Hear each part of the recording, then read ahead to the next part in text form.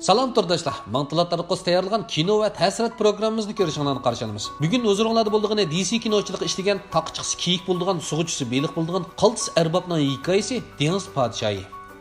Hikoya bo'ron chapqinlik kechidan boshlandi. Jinmi qo'qab chiqolmaydigan bu kechida mayak qo'g'dug'uchi Tomas dengiz yaqasida suvda o'lay deb qolgan Nozinni qutqizib qoladi.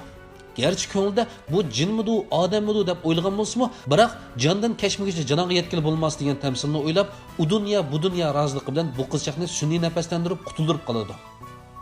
Baxt qush qo'nsa chivin beshiga, sumruq kelar kunni uning qishig'a deb, shuninglik bilan Tomasning itboqoqi dastigandeklar tala gullari ichilib ketadi.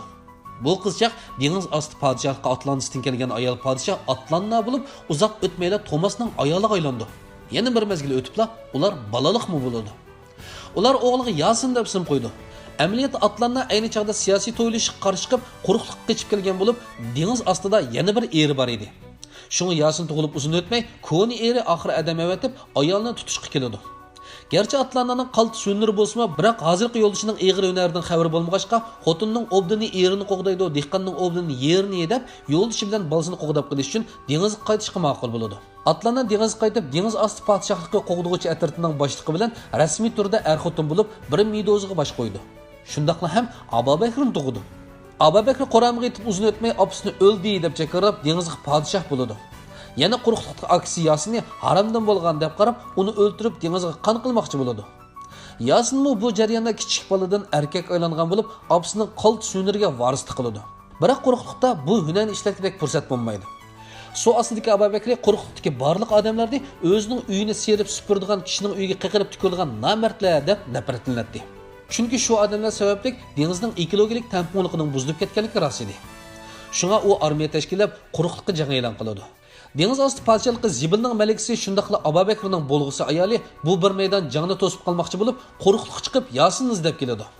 U Yasinga, siz cho'ng bo'lgandek dengiz qaytib shaqliq o'rniga o'ltiring. Men sizga yordamlashib dengizni boshiga durilgan oltin arini tepishib beraman. Shundala bu qitimliq urushni to'sib qola olamiz deydi. Yasin qandaqla o'ylasa bu bir maydon ziyon yo'q sudi-da.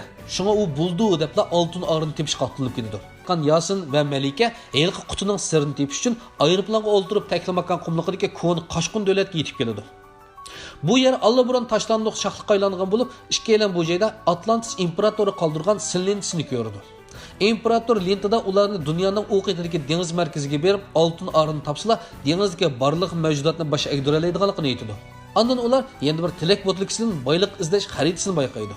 Bu yerdagi boyliq albatta oltin arida. Ular tilak botlikisi bilan xaritani ilib, oltin arini izlashga mangdi.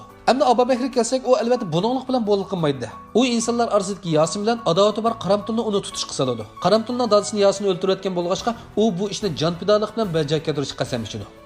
U qattiq tadqiq qilish orqali quruqliq, dengiz va bo'shliqda o'rtaq qo'llanishga bo'ladigan 3 makonlik urush kiyimi yasab chiqadi. Yana bir maydon varangchining jangdan keyin Yasin bilan Malika oxir g'alabini qo'lga keltirdi. Ondan jang maydonidagi haykalni qo'liga eliq tilak botlikisini tutqizibla imperator aytgan dunyoning u qitidagi dengizning o'rnini jazmlashtirdi. Bu joyda Yasin opasini uchirtdi. Opasining umidlik nazar ostida dunyoning u qitidagi dengiz ostiga cho'kib, oltin arini tepib chiqdi. Ondan dengizki jonliqlar bilan paranglasha oladigan alayda iqtidorga tayinib, barliq dengiz jonliqlarini safarbar qilib, inisi Abubakr bilan yana bir maydon jangga chiqdi. Bu qitim oltin arga erishgan Yasinni ustib chiqdi. Abubakr o'chtilib ketgan kumush arisiga qarab aksiga, kumush aram sundi, hunar o'ldi. Hunar yo'q erdan mikan yaxshi. Bo'ldi bu jandan kechdim, meni o'ltirib deb vaqaraydi. Biroq Yasin hunar yo'q dadasining baxtiyor turmush kechirayotganligini tamsil qilib, inisi Abubakrni hayotga ishonch bilan qarashga ko'ndirdi. O'zi bo'lsa dengizga podshoh bo'lib, dengiz shohi Yasin deb nom oladi. Yasin Malika bilan to'y qilib, opasi dadasining qo'yniga qaytadi. Hikoya baxt ichida mana shunday oyoqlashdi. Bu film 2018-yil 12-oyda qo'yilishga boshlagan bo'lib, dunyo miqyosida 1 milliard 150 million dollarlik g'oyat zo'r bilet kirimi yaratgan bo'lib, nurg'un kino havaskarining olqishiga erishgan deyishga bo'ladi. Agar mazkur filmning to'liq nusxasini ko'rmoqchi bo'lsangiz, Talat Media salonimizga qo'shilib 46 raqamini yo'llasangiz, Uyg'urcha nusxasidan bahramlana olasiz.